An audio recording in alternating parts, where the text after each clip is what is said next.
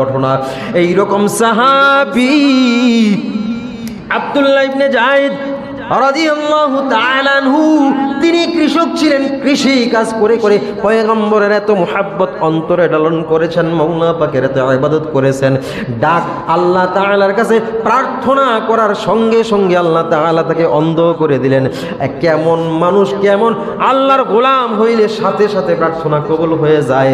ওই সাহাবী এই অন্ধ হওয়ার আগে পয়গম্বর যখন আজানের পরামর্শ করলেন, যখন নামাজে ডাকার পরামর্শ করলেন, ওই সাহাবী আব্দুল্লাহ ইবনে যায়েদ রাদিয়াল্লাহু তাআলা আনহুকে আল্লাহ তাআলা জিবরাইল মারফতে আজান শিখিয়ে দিলেন।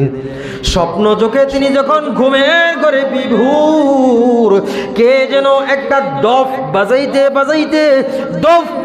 বাজাইতে বাড়ির পাশের রাস্তা দিয়ে হাঁটছে। তিনি ডাক দিয়ে বলবেন, ও আল্লাহর গোলাম, আমরা পয়গম্বরের সাথে বৈঠক হয়েছে, পয়গম্বরের সাথে সাহাবীদেরকে নিয়ে পরামর্শ করেছি, আমরা মানুষদেরকে নামাজের জন্য ডাকবো, নামাজের জন্য কিভাবে ডাকা যায় পয়গম্বর আমাদের থেকে পরামর্শ জানতে চেয়েছেন। আমরা প্রত্যেকেই একটা একটা করে পরামর্শ দিয়েছি। এখন আমার মনে হয় তুমি যেই দফটা বাজাচ্ছ এটার অনেক সাউন্ড হচ্ছে, আমার কাছে এই দফটা বিক্রি করো, আমি মানুষকে নামাজের জন্য এই দফ বাজিয়ে বাজিয়ে ডাকতে চাই। সুবহানাল্লাহ। তিনি কখন? স্বপ্নে দফ কিনতে গিয়েছেন। আব্দুল্লাহ ইবনে যায়েদ স্বপ্নে দফ কিনতে গিয়েছেন। উনি দেখছেন ওনার বাড়ির পাশ দিয়ে একজন দফ বাজাইতে বাজাইতে, দফ ঢোলের এক পাশ এক মুখওয়ালা, প্রচলন ছিল তখন, এটা এখন আছে কিনা আমি জানি না, এইরকম একটা যন্ত্র হ্যাঁ আছে। আচ্ছা, তো তখন উনি বললেন, দফওয়ালাকে বললেন, তুমি এত সাউন্ড করে দফ বাজাচ্ছ, আমার এই নামাজের জন্য ডাকতে তোমার এটা সহযোগী হবে, এটা আমার কাছে বিক্রি করো। আব্দুল্লাহ ইবনে যায়েদ রাদিয়াল্লাহু তাআলা আনহু যখন এই দফ কিনতে গিয়েছেন, ওই দফওয়ালা বলতেছে, আল্লাহর পয়গম্বরের সাহাবী, তোমার কাছে আমি দফ বিক্রি করব না, বাদ্যযন্ত্র বিক্রি করব না, বরং আমি তোমাকে কিছু বাক্য, কিছু কালিমা শিখিয়ে দেই।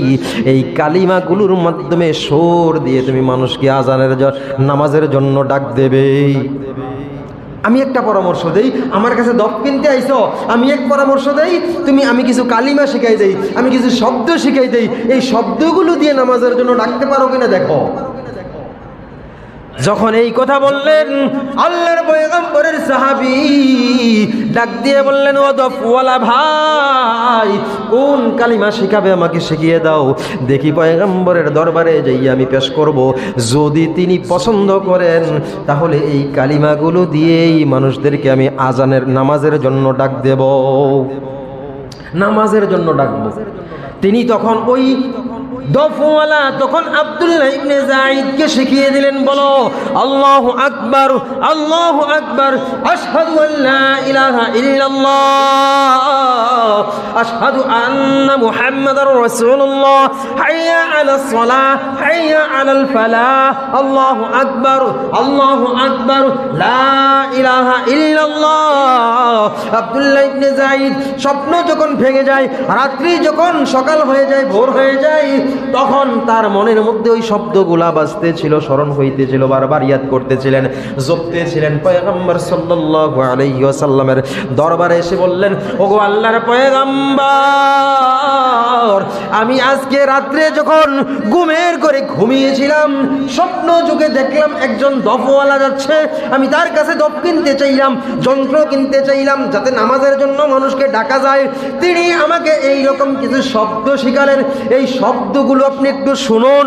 তখন আব্দুল্লাহ ইবনে যায়েদ রাদিয়াল্লাহু তাআলা আনহু পয়গম্বরের দরবারে, পয়গম্বরের সম্মুখে শব্দগুলো বললেন, আল্লাহু আকবার, আল্লাহু আকবার, আশহাদু আল্লা ইলাহা ইল্লাল্লাহ, আশহাদু আন্না মুহাম্মাদার রাসূলুল্লাহ, হাইয়া আলাস সালাহ, হাইয়া আলাল ফালাহ। পয়গম্বর ডাক দিয়ে বললেন, ও আমার সাহাবী, তোমাকে দফওয়ালা শেখায় নাই, দফওয়ালা শেখায় নাই, এই দফওয়ালা হলেন আল্লাহ তাআলার প্রেরিত জিবরাইল তোমার কাছে বাক্য নিয়ে এসেছে। সুবহানাল্লাহ।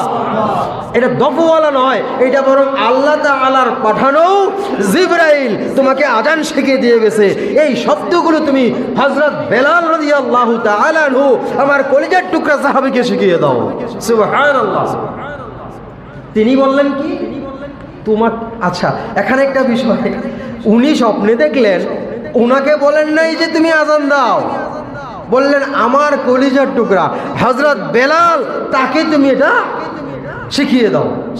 এখন আব্দুল্লাহ ইবনে যায়েদ যাইয়া বেলাল রাদিয়াল্লাহু তাআলা আনহুকে এই বাক্যগুলো শিখিয়ে দিলেন।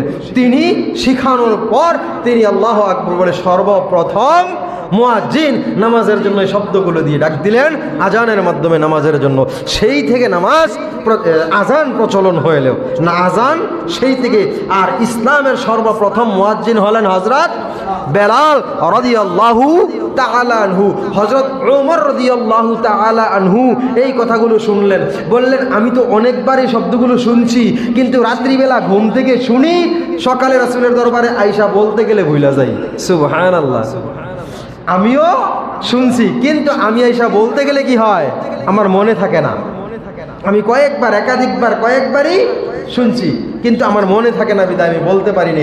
আজকে ভেবেছিলাম আজকে বলবো, কিন্তু তুমি যখন আসলে আমি ভাবলাম তুমি যেহেতু একজন আমাদের সমাজের সবচেয়ে কম মানে কি কয়টাকে নিম্ন শ্রেণীর কাজ করে নেওয়ালা একটা ব্যক্তি, অনেকেই যে একটা রিক্সা চালককে আমরা কিরকম দৃষ্টিতে দেখি, একজন দিনমজুরকে কিরকম দৃষ্টিতে দেখি। তো সাহাবীদের মধ্যে এরকম অনেকে বড় লোক ছিল, পয়সাওয়ালা ছিল, দিনমজুর ছিল, দিনমজুরদের তো তার মতো তারা দেখা হয়। তো ওমর রাদিয়াল্লাহু তাআলা আনহু বললেন আমি ভাবলাম যেহেতু তুমি অনেক কষ্ট করে নেওয়ালা একজন মানুষ, পরিশ্রমিক মানুষ, তুমি আমি না বলি আমার আজকে মনে আছে, কিন্তু আমি তোমাকে সুযোগ করে দিলাম যাতে তুমি একটু দামি হয়ে যাও। সুবহানাল্লাহ। কি হও তুমি কথাটা বইলা একটু দামি হয়ে যাও, এই জন্য আমি তোমাকে সুযোগ করে দিলাম। হযরত খলিফাতুল মুসলিমিন ওমর রাদিয়াল্লাহু তাআলা আনহু বললেন আমি খলিফা হিসাবে অনেক দায়িত্ব পেয়েছি, অনেক দায়িত্ব পেয়েছি। এই দায়িত্ব পাওয়ার পর আমার কাছে মনে হয়েছে আমি মুয়াজ্জিন কেন হলাম না, তাহলে আমি আর মুয়াজ্জিন না হওয়ার কারণে আমার একটা গ্যাপ রয়ে গেল দায়িত্বের। সুবহানাল্লাহ। বুঝছেন, মুয়াজ্জিন কেন হলাম না, একটা দায়িত্বের গ্যাপ মনে হয় আমার রয়ে গেল, এরকম একটা আফসোস আমার মনের মধ্যে রয়ে গেল, আমাকে কেন আজান দেওয়ার দায়িত্ব দেওয়া হলো না।